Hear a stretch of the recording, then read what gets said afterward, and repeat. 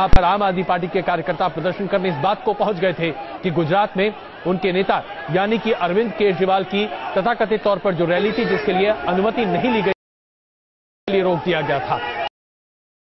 के कार्यकर्ता बीजेपी के मुख्य इस तरीके से पथराव हुआ, लोगों को गंभीर चोटें भी आई हैं। इसके साथ साथ लखनऊ में भी आम आदमी पार्टी के कार्यकर्ताओं और भारतीय जनता पार्टी के कार्यकर्ताओं के बीच में जबरदस्त झड़प हुई, अभी आप लगातार देख रहे हैं।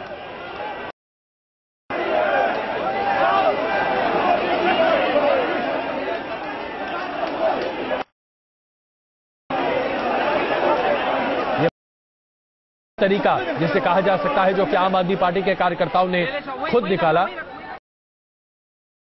दोनों तरफ से कुर्सीबाजी, पत्थरबाजी, हर तरीके की दिखाई दे रही थी। और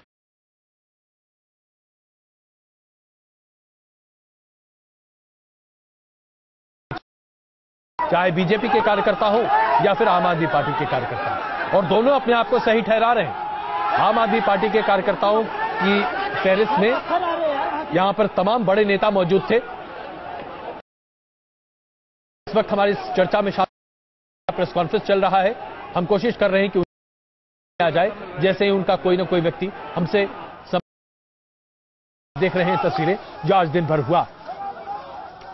नदीम जावेद जी, आपने कहा कि आप उस वक्त अशोका रोड पर ही मौजूद थे। जाहिर सी बात है जो कुछ हो रहा की राजनीति आने वाले दिनों में होती हुई दिखाई देगी। कल को पता चला कि आम आदमी पार्टी आपके दफ्तर के बाहर प्रदर्शन करती दिखाई दी, तो क्या ऐसे ही आप लोग भी मारपीट करेंगे? नहीं, ये पूरी तरह से दुर्भाग्यपूर्ण है अजय भाई। मैंने शुरुआत में ही कहा, और बेसिक बात जो निकल के आ रही वो ये निकल आ रही कि क्या आम आदमी पार्टी ने कुछ इस तरह की चीजें क्रिएट कर ली हैं, इस तरह की एक्टिविटी करेंगे तो हमें प्राइम टाइम पर डिबेट के लिए मौका मिलेगा। और उर्मिला जी ने उस बात की तरफ इशारा भी किया, ये पूरी तरह से जो राजनीति है आम आदमी पार्टी की वो इस बात के लिए है कि हम किस प्रकार से प्राइम टाइम पर टेलीविजन चैनल्स पर, प्रिंट मीडिया में स्पेस ऑक्युपाई करें। और उनकी जो पूरी की पूरी राजनीति है उसको अगर आप माइक्रो लेवल पे एसेस करेंगे तो आप ये देखेंगे कि सारी की सारी राजनीति मीडिया के द्वारा करने का प्रयास आम आदमी पार्टी की तरफ से किया जा रहा है। ठीक है, आप खबर क्रिएट करिए, लेकिन खबर क्रिएट करने के लिए आप किसी भी स्तर पे चले जाएंगे? क्या आप लाठी डंडा और हाथ में पत्थर लेके लोगों पे हमला करेंगे? ये जो अप्रोच है और ये जो आइडिया पॉलिटिक्स का है, मैं समझता हूं कि ये निंदनीय है। इसकी जितनी कठोर शब्दों में निंदा की जाए कम है। लेकिन एक और महत्वपूर्ण बात है, वो ये है कि केजरीवाल जी गए और केजरीवाल जी ने कहा कि हम आइडिया ऑफ मोदी या आइडिया ऑफ गुजरात देखना चाहते हैं कि आपने डेवलपमेंट का मॉडल क्या किया। तो उनको अलाउ कर देना चाहिए था, उसमें कौन सा इतना बड़ा इशू है? वो देखते, वो आके जनता के बीच में अपनी बात रखते, और लोकतंत्र में जनता तय करती कि कौन सही कह रहा है और कौन गलत कह रहा है। उनको भी जिस प्रकार से रोकने का प्रयास किया गया, मैं समझता हूं वो भी गलत था। बिल्कुल, चलिए, इसमें कोई शक नहीं है कि जिस तरीके से नरेंद्र मोदी को लेकर आज जो एक राजनीति अखाड़ा अपने आप को एक नए स्वरूप में देख रहा है वो आता हुआ दिखाई देता है। तो आइए एक छोटी सी रिपोर्ट आपके सामने पेश करते हैं। किस तरीके से माना जा रहा है कि भारतीय जनता पार्टी इस पूरे मामले को, यानी कि लोकसभा चुनावों को, एक युद्ध की तरह देख रही है। और युद्ध होने से पहले आप अपने सहयोगी और अपने तमाम लोगों को इकट्ठा करते हुए दिखाई देते हैं। भारतीय जनता पार्टी अपने किले के हर पत्थर को जोड़ती हुई दिखाई दे रही है।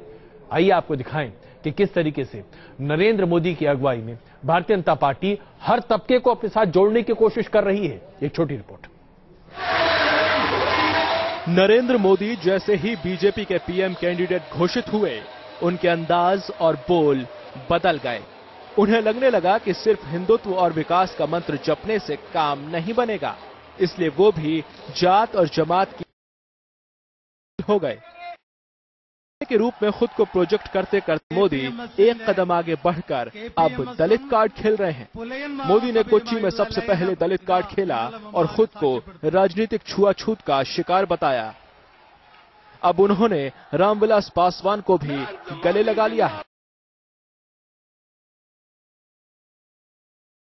क्यों होंगे? आने वाला दशक हिंदुस्तान में दलितों का, पीड़ितों का, शोषितों के विकास का दशक होने वाला है। उनके हकों की रक्षा का साफ कर देता हूं। नीतीश या मुलायम दोनों ने जिस अति पिछड़ा समीकरण की खोज की थी, मोदी ने वहां भी हाथ रख दिया है।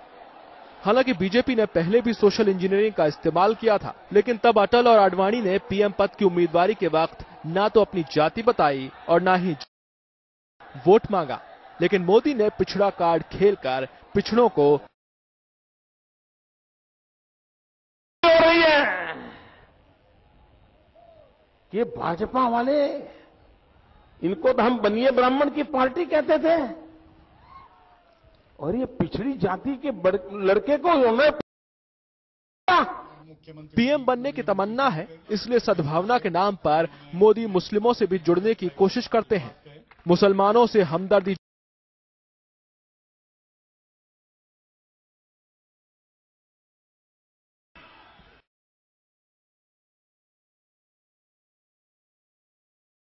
की खेती ना हो, देश में अमृत की खेती हो।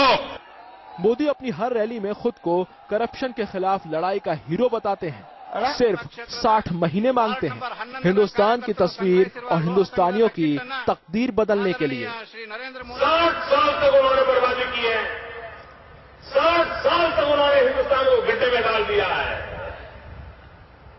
लेकिन मैं से कहता हूं, उनके 60 साल मेरे 60 महीने। बीते एक हफ्ते के दौरान मोदी ने अपने कई रंग दिखाए। मंचों पर उनकी वेशभूषा या अंदाज ही नहीं बदला, बल्कि बातें भी बदली और वोटर से कनेक्ट करने के नए बहाने भी दिखे। मोदी को इसका फायदा भी दिखता नजर आ रहा है और तमाम सर्वे में उनकी लोकप्रियता का ग्राफ बढ़ता जा रहा है। लेकिन क्या ये सर्वे और अंदाजे लोकसभा चुनाव में सही साबित हो पाएंगे? Team news nation. तो आपने देखा किस तरीके से भारतीय जनता पार्टी अपना पूरा बेस बड़ा करती हुई दिखाई दे रही है, और इसी से जुड़ा एक दूसरा मुद्दा भी है जो हम आपके सामने कुछ ही देर में रखेंगे कि यह वाकई में सांप्रदायिकता एक इतना बड़ा मसला बन गया है जो चुनाव पर हावी होता हुआ दिखाई दे रहा है। लेकिन आइए इसी पर जरा चर्चा कर लेते हैं। और उमलेश जी, जिस तरीके से भारतीय जनता पार्टी दलितों को अपने साथ जोड़ती हुई दिखाई दे रही है, अल्पसंख्यकों के लिए एक तरह से माफीनामा राजनाथ सिंह की तरफ से आ चुका है। अल्पसंख्यकों को अपने साथ जोड़ने की कोशिश की जा रही है। बैकवर्ड नेता यहां पहले ही से प्रोमिनेंस में है। नरेंद्र मोदी ने अपने आप को उस तरीके से प्रेजेंट ही कर दिया है, और अगर देखा जाए तो उच्च जाति के लोगों को पहले ही से भारतीय जनता पार्टी अपने साथ लेकर चल रही है। तो क्या ये पूरी तैयारी सिर्फ लोकसभा के हर मोर्चे को बांधने की है? देखिए, मैं हमेशा से सोचता रहा हूं कि भारतीय जनता पार्टी ने अटल बिहारी वाजपेयी और लाल कृष्ण आडवाणी के नेतृत्व में जो सत्ता में जो वो आए थे, तो सिर्फ अयोध्या में मस्जिद विध्वंस कांड के कारण नहीं आए थे। वो जो कम्युनलाइजेशन था पॉलिटिक्स का उत्तर प्रदेश में, उसकी वजह से नहीं आए थे, जैसा कि सोशियोलॉजिस्ट बहुत मानते हैं या बहुत सारे जर्नलिस्ट भी मानते हैं। मैं नहीं मानता। मेरा मानना है कि सांप्रदायिकीकरण जो हुआ, कम्युनलाइजेशन ऑफ पॉलिटिक्स जो हुआ यूपी में फैजाबाद को लेकर, अयोध्या को लेकर, उसके साथ साथ भारतीय जनता पार्टी ने बहुत खूबसूरती से, जबरदस्त ढंग से सोशल इंजीनियरिंग किया था यूपी और बिहार में, और मध्य प्रदेश में, राजस्थान में, छत्तीसगढ़ तो खैर था नहीं उस समय, बाद में बना। उस दौर में अगर आप उनकी सोशल इंजीनियरिंग देखिए तो अद्भुत थी। जैसे कोयरी, कुर्मी या नॉन यादव बैकवर्ड कम्युनिटी, कुछ दलित भी, इन सेगमेंट्स में उन्होंने कांग्रेस से बेहतर काम किया था अजय जी। और ये वो दौर है जब कांशीराम मायावती जी की बहुजन समाज पार्टी ने कांग्रेस से उसका दलित छीन लिया था, और सपा और अन्य पार्टियों ने मुसलमान उनसे छीन लिया था, जो माइनॉरिटी कम्युनिटी के लोगों को छीन लिया था। कांग्रेस बिल्कुल धड़ाम से गिर पड़ी थी सोशल इंजीनियरिंग के मामले में।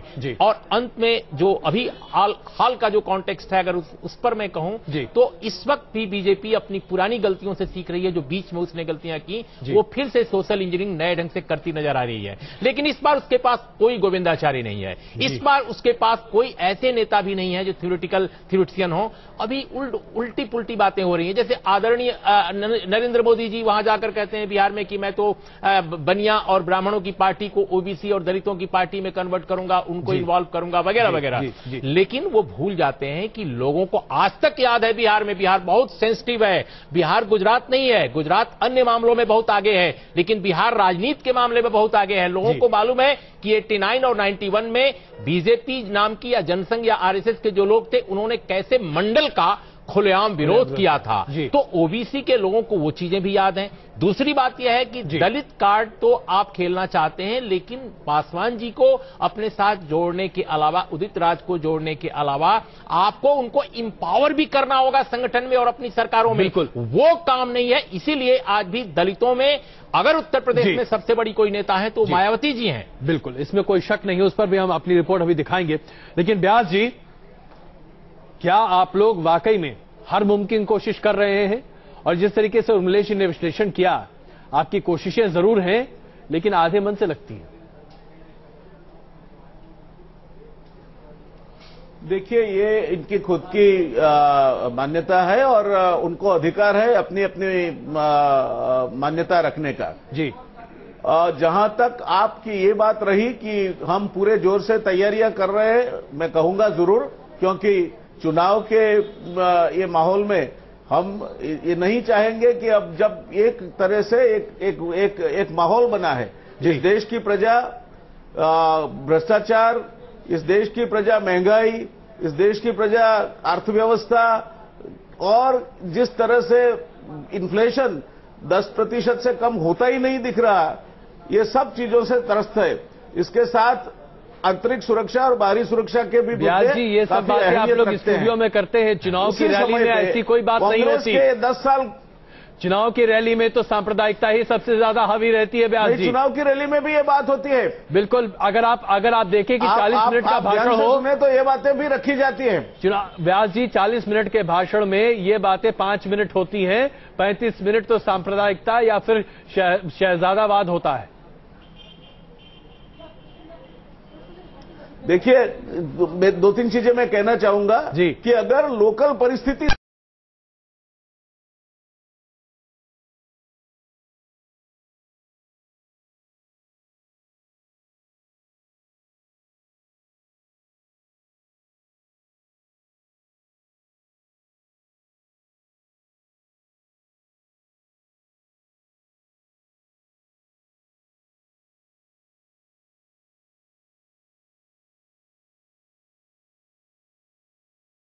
में बोलते हैं, इसलिए मेरा लिंक टूट जाता है। अजय भाई जी, भारतीय जनता पार्टी की राजनीति को आप पिछले 3-4 दशक की देखेंगे तो भारतीय जनता पार्टी में 2 तरह का विचार था। अटल जी और आडवाणी जी का नेतृत्व था, और अटल जी थोड़ा लिबरल थे और आडवाणी जी थोड़ा फंडामेंटलिस्ट विचार के थे।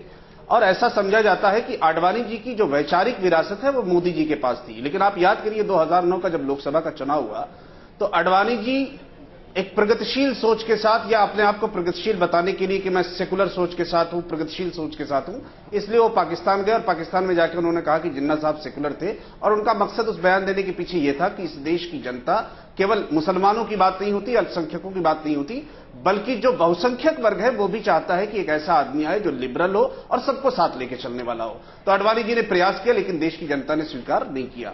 आज वही प्रयास नरेंद्र मोदी जी की तरफ से हो रहा है।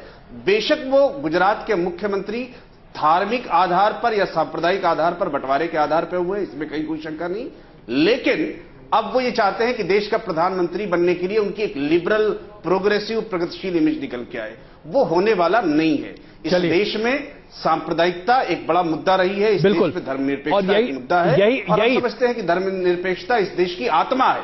इस देश की आत्मा है। नदीम जी, यही बात में कहीं कोई समझौता, यही बात बहुत दुर्भाग्यपूर्ण है कि जिस देश में आज विकास पर बात होनी चाहिए, वहां आजादी के 66 साल बाद भी हम आज भी धर्मनिरपेक्षता और सांप्रदायिकता पर बात करते दिखाई देते हैं। मैं इस चर्चा में जर्नैल सिंह जी का भी स्वागत करता हूं, जो जुड़ चुके हैं। नहीं, बिल्कुल, लेकिन आप लोगों की प्राथमिकता वो है। केवल एक और अनुरोध करूंगा, एक मिनट का समय दे दीजिए, एक मिनट केवल बात। भारतीय जनता पार्टी की जो 272 की बार बार चर्चा हो रही है, और ने कहा 250 सीटों पे सीरियस होकर चुनाव लड़ रहे हैं, तो कहां से? चलिए, मैं आता हूं उस पर, नदीम जी, मैं नदीम जी आता हूं उस पर, और हमारे साथ जर्नैल सिंह जी भी जुड़ चुके हैं, उनसे हम बातचीत करेंगे। लेकिन उससे पहले आइए आपको एक छोटी सी रिपोर्ट दिखाएं कि सबसे बड़ा अखाड़ा इस चुनावी समर में उत्तर प्रदेश, 80 सीट, और वहां पर सांप्रदायिकता के नाम पर कौन सी पार्टी किसको कितना भुलावा और भटकावा दे रही है, जरा ये देख लीजिए। खुद ही दूध का दूध, पानी का पानी हो जाएगा। समाजवादी